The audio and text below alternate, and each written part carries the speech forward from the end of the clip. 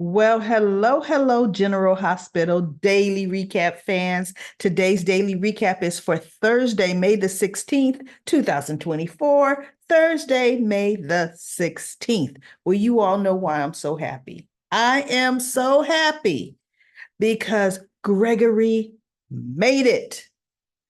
Woo! Touch and go. Tracy does go up. Finally, Tracy, finally. And she leans in and to his side ear there, his right ear, and she goes, "Can you breathe?" And he just shook his head. Yes. Okay. So okay, now he can breathe. He was really having an anxiety attack, I think. So she knew to just, she says, "Okay, now just breathe." And he took a breath in and she goes, "And just breathe." And so she says, "Listen, I told you that I would step in and finish this. I can finish this if you need me to. Or you can take a moment. There is no rush. Look, everybody here understands we all can wait. What would you like me to do?"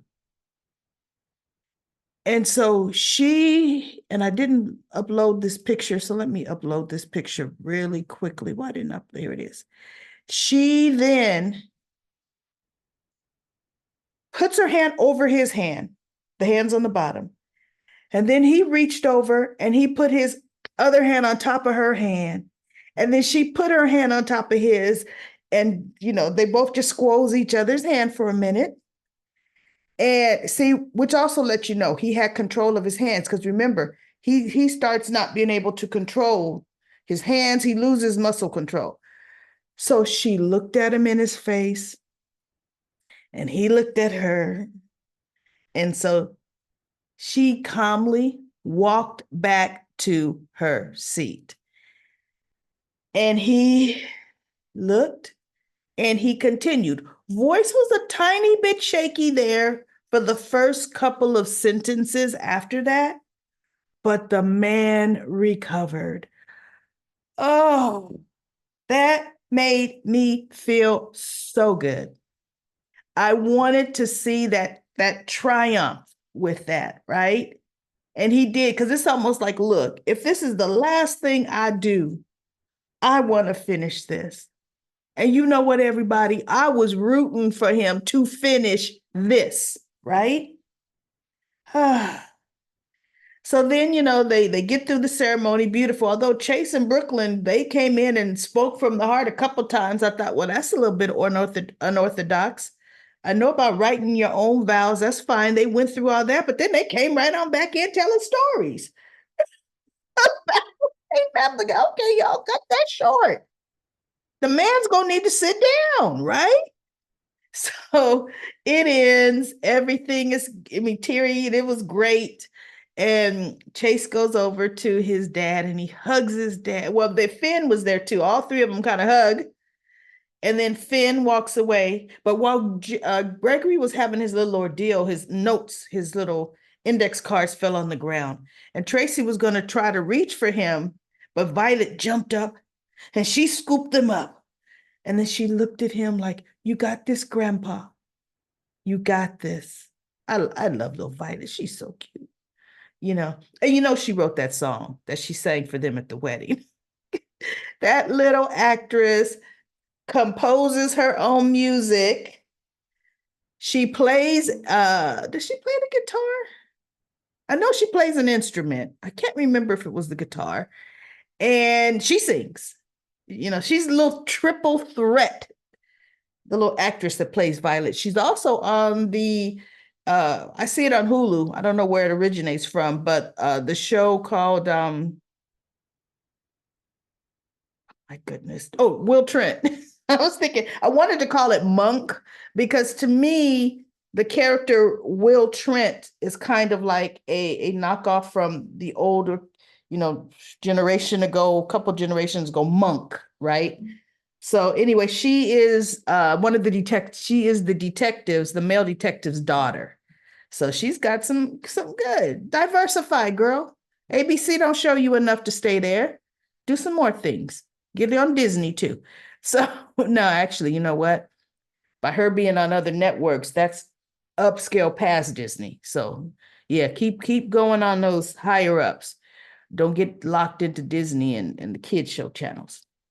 So anyway, I'm off the track. So Chase says, Dad, I'm so happy that you were able to do this. And he goes, this was on my bucket list. Now I can cross it off. And Chase says, well, I do have one other thing. I want you to be around to hold Brooklyn and I, your first grandchild from Brooklyn and I. And he just looked at his son like, well, I don't know, unless she's pregnant now that I don't know about, son. I don't know that that's possible. I barely made it to the, to here, right?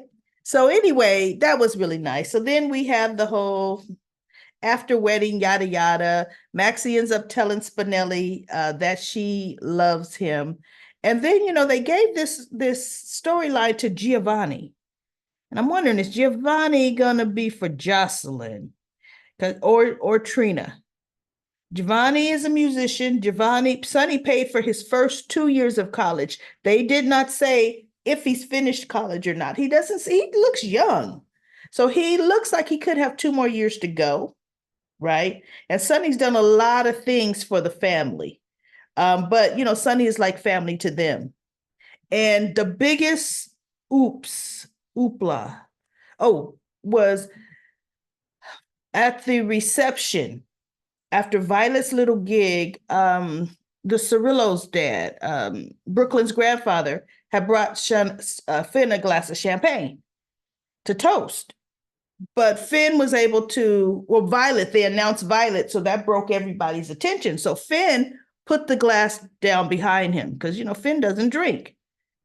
Even though I thought Finn's addiction was more pills, but, they don't drink or do alcohol.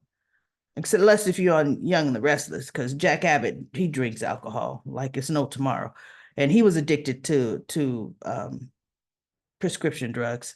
So anyway, he, after it was done, he had a little tear in his eye and he was clapping and he just reaches from behind and he grabs a glass and he sips it and he realizes it's actually champagne. It wasn't the sparkling stuff, right? So the look on his face was like, oh my God, what did I just do? What did I do? Because that kind of breaks the sobriety thing, except that was an accident. It's like, look, go spit that out, rinse your mouth out, do something. Get to an AA meeting tomorrow and keep it pushing, okay? Because you did not willfully drink. You didn't do that, even though he's been really stressed with the tension between him and his father, right? He was looking for an AA meeting after Gregory threw in his face him sleeping with Jackie on the night before the ceremony. So the last thing that was really of any incident was Sam has the nerve. Oh, did I say Maxie told Spinelli she loved him and they kissed? Cute. I like that scene. But she goes to says, look, is the jackal available for a case? And he looked around and he goes, what kind of case? And what's it on? Who will we be investigating? And she goes, the FBI. And he looks at her like, wait, I don't want to get in any trouble, but what? Right? Soon as she said, she fills him in with what she feels is going on with Jason, he's going to be all on board. But see, there you have it. Sam was so eager, upfront, personal, blowing the blowhorn about danger, but she's ready to run all into it to impede an FBI investigation, which could mean jail time for her yet again. But that's Sam. So I think tomorrow we're going to have all the fireworks at the reception. Sunny should be blowing up tomorrow. So I can't wait to see that, right? But that's it, everybody. That's it for today's daily recap of General Hospital. Let's go to comment corner, comment corner. Okay, on comment corner, I'm doing the bottom up today. And at the bottom, we have Lucy. Powerful scenes on wedding day at the Metro Court Chapel. That chapel was actually not at the Metro Court. That chapel is really, it's off-site. It is somewhere else, but it kind of seemed close, didn't it? But no, that chapel is not a part of the Metro Court. It's like a staple, and it's really a church. It's a staple establishment in Port Charles. Thanks for your recap, lady. And then we have fingers crossed. Here's hoping your prediction about Gregory comes true and he makes it through the vows. Yes, it came through, Lucy. Yes, it came through. Aunt BB says, the look Drew gave Jason, can we say jealous? I wish Willow wouldn't have told Drew about helping Jason. This is going to come back and bite. You know what I don't understand, everybody? Why did she feel the need to tell Drew something like that? That made no sense to me. For one, it had absolutely nothing to do with Drew whatsoever. And it had nothing to do with any kind of confidentiality, loyalty, agreement she had with Drew. Nothing, because it had nothing to do with Drew. Why would you say that, Willow? Goodness, you could never be a mob boss's wife. Oh. So then we have Lucy says, I wonder what Natalia will do when she finds out more about the dimpled Don. And then Richard said, agreed. Lori says, yes. How has she not, wait, yes, how has she not Googled Sonny by now? I know, I would kind of want to know, what's this father about? She sure hasn't. She's so worried about her daughter's reputation. Wait until she finds out who Sonny is, LOL. And then Lucy says to Lori, maybe Natalia knows and has other motives. You know what? I wouldn't put anything past Natalia. And guess what? We don't know who or what Blaze's father does. We honestly don't know. I could see another mob boss coming in, nuzzling in. I mean, I could see that. Sonny was, when he was young, I mean, he took over for Scully, I think was his name. So Sonny, you know, there was a progression there, and there could be a progression here. We shall see. So P. Merle says, wait, Ned is an Ashton Stash Quartermain, and he can't afford a new suit for his only daughter's wedding? Where did he get that wrinkled monstrosity anyway? Wow, P. Merle, harsh. Wardrobe needs to be fired or at least suspended. Love the Jackal and Stone Cold reunion. Gregory shouldn't have never been asked to officiate. He should have enjoyed the wedding from his seat. Please don't let this be his last official act. Well, look, he really wanted to officiate, but they asked him first. He didn't say, hey, I want to officiate your wedding. You know, they did ask him.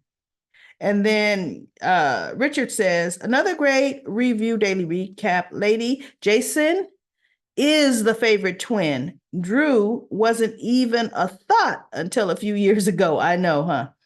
And then Gwendolyn says, Natalia looked beautiful, I think.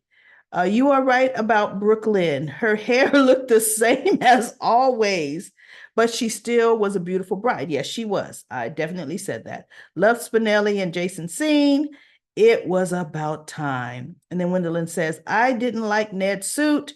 Wasn't a good look for him. My thing is, why wasn't he wearing a suit / tux?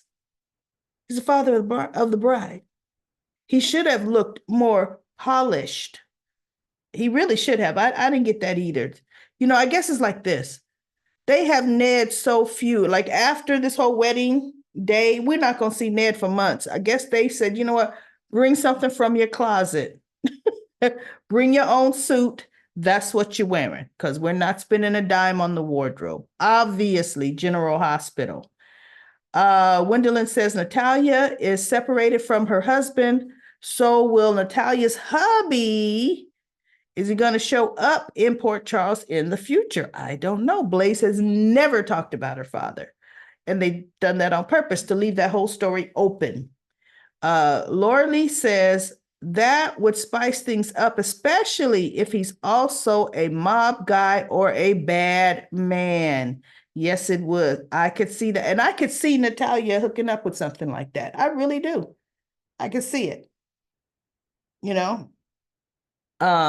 Jackie says the RICO charges on Carly is the lamest thing I've ever heard of. So they're going to put her in jail for that.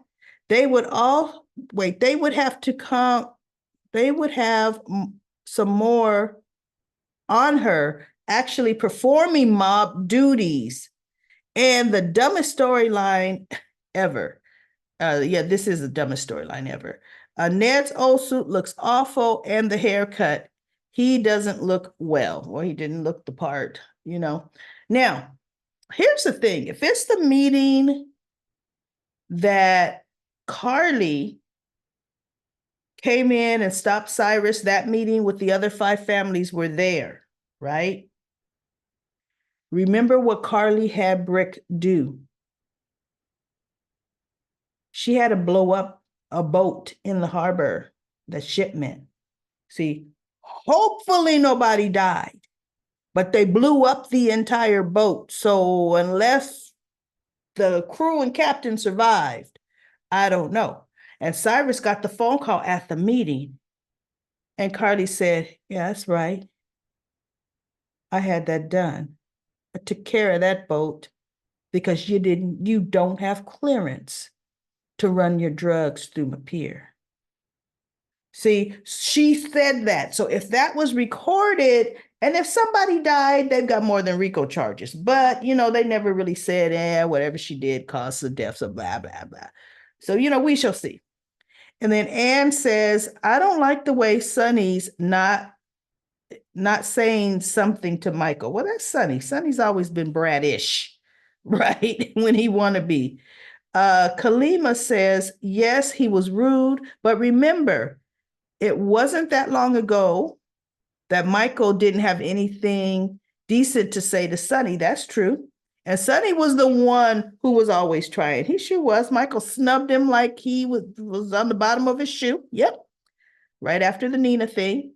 He didn't know Michael was actually trying to put him in prison. Nope, he sure didn't know that. So, okay, turn around is turn around.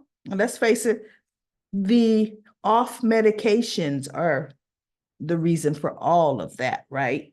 So Sandy says, Natalia, and that stupid grin and fake giggle has got to go. She is a straight up social climber.